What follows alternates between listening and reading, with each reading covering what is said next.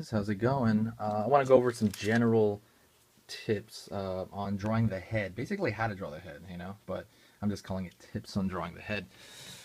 All right, let's go over really quick. Rules of the head. The guys I see get better quicker are guys that have a general rule. And the thing is, and I've said this in many videos, there are rules and there are principles, right? A rule says you got to do it this way. You have to do it this way. A principle says this is just one way to do it, and it works. I got that from Art McKee, and I think it applies with art too. So this is just a principle. It's one way that lots of guys do that has worked, has made it work. Because you want a general template in your head so that you can adjust that template to what you need for whatever purpose you need and who it is. Because like I said, everyone's different. I'm not gonna be a hipster and be like, yo, formulas are not good for you and you want to draw free. I hate when I hear that. I don't like it. I think it's dumb. Some guys can do it, but generally guys don't get good off that. I think it's really bad advice. Anywho, so I start with a circle, or like I said, you can start, but when you draw a head, you can start with whatever you want.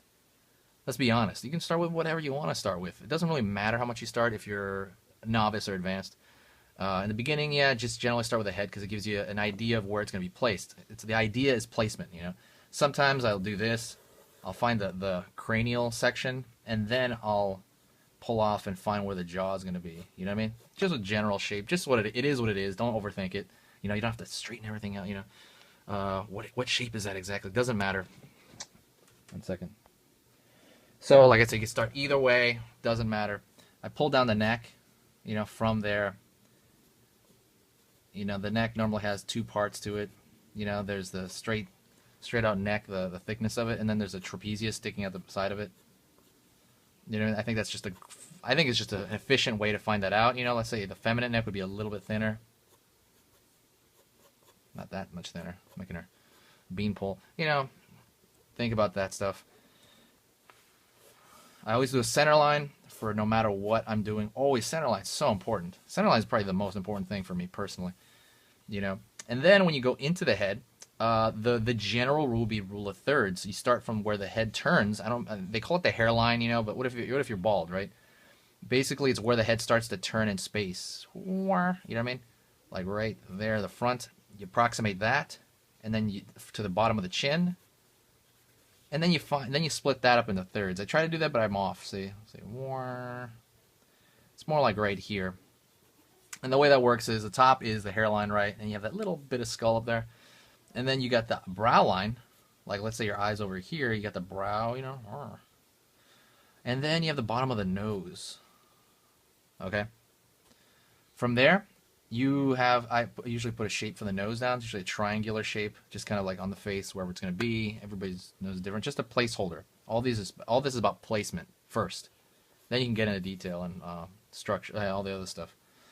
And then I usually put these little cool glasses, and the glasses, I do that just to find the kind of the cavity of the eye. What do you call that? The eye socket, Think of orbicularis oculi. Is that what you call it? No, that's the muscle around the eye. Orbicular, whatever.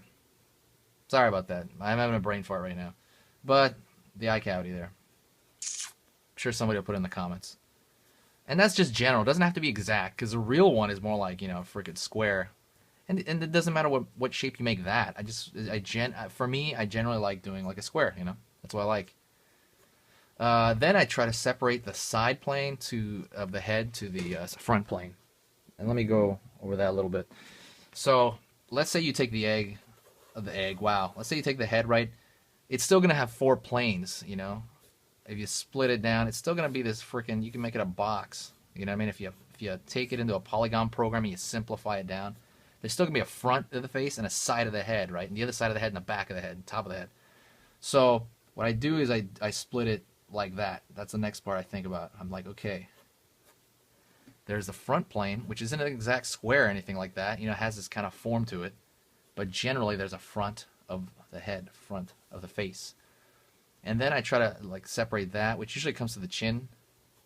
And the back of the jaw is usually made up of, it's going back now. It's turning this corner. You know what I mean? And that's usually over there where the ear is and stuff like that. The ear is going to be over here somewhere. The way I like to do it is I find the ears like from the brow over here, wherever the head turns. to the back of the head, what's going to end up halfway through-ish, I'll put the ear there. You know what I mean? And by the way, how high do you know the ear is? The ear is in that middle part where the nose is. Bottom of the nose, top brow line, nose. Generally, the ear is going to be somewhere around there. You know what I mean? I place the ear around there. I'm not putting it in perspective yet. I'm just putting in a placeholder. This is all about placement. And I'm going to repeat that a lot. I'm sorry, it's going to get really annoying. This is all about placement. All right. I'm going to go down here. The mouth. Sometimes for the mouth, the thing is the mouth is a cylinder. It's kind of like putting a Coke can in here. It has a roundness to it, the mouth. So I like to, and it has the jowls. What do you call that? Like this. It's like loose skin below the lips. You know, so what I do is I like to put that round part right there to find where the mouth is going to be. You know, the mouth is going to be in this area. It's going to have a round form. So I find the roundness of the jaw, like the tooth cylinder. You know, you ever seen jabbering teeth? You've seen that, right? Like the teeth. That is horrible teeth. But it's basically like a cylinder, right? You've seen a dentist's office and stuff. Think about that. You know, it is a cylindrical shape. So I think about that too. On the forehead, I think of it's not a round part, but there's like a flat part, and it slowly starts going backwards. So I just try to find the front of the temple there. There's a muscle called the frontalis, I think. And you don't even have to know the muscle names. It's just something I do. And then something great to find would be to find the actual cheekbone itself. That's called the zygomatic arch. And it kind of encompasses both the front and the side. It travels from the front all the way to the side. Connects kind of toward where the ear is going to be. You know what I mean? That's that bone underneath. And you know, when people get really gaunt and skinny, you can see it really well. You know what I'm saying? So, and then we talk about the pit of the neck. There's two muscles I call the sternocleidomastoid and sternocleidomastoideus, I think. I forget. But it doesn't matter the name.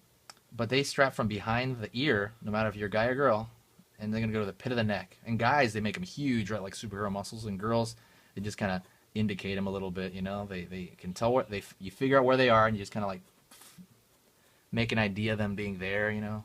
But you don't really draw them in hardcore. And then you have the traps. From here, then that's when I would have that set up. This is actually what I used to do every single time. I still do it sometimes.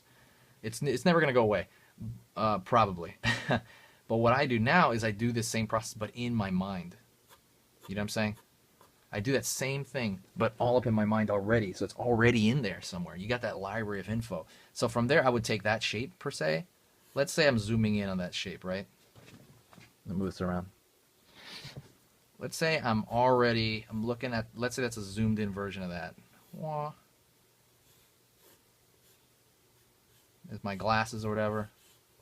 Sorry for the crummy lines. Then I would go into it and be like, all right, now I'm going to find where the eyeball would sit in there. Find my placement for the eyeball. And that's another tutorial. I'm going to link you to that one, the eye tutorial. I'll link it somewhere on the page here. Check it out. And the thing is, I would start with this, and then I would go into individual features. And by the way, here's another thing, just to keep in mind. I would never draw this dark. This is for demonstration purposes. I would never draw this dark. I usually go really light. I put those thin lines, like wham, you know, like that. I'm just putting it like really loose. You know what I mean? Kind of cutting things out. You know what I mean? Changing the shape of stuff, the jaw. That would be my process.